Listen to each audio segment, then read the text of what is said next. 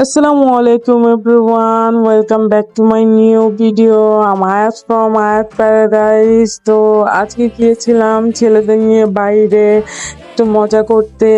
এই গরমে অ্যাকচুয়ালি ঘরে থাকতে মন চায় না। তো মা যেহেতু আমার দুইজন ছেলে আলহামদুলিল্লাহ দুইটা রাজপুত্র, তো তাদের আবদার মেটাতে মাঝে মাঝে বাইরে যাওয়া লাগে, তাদেরকে বিকালবেলা একটু ঘোরাতে হয়, তারা খুবই আবদার করে।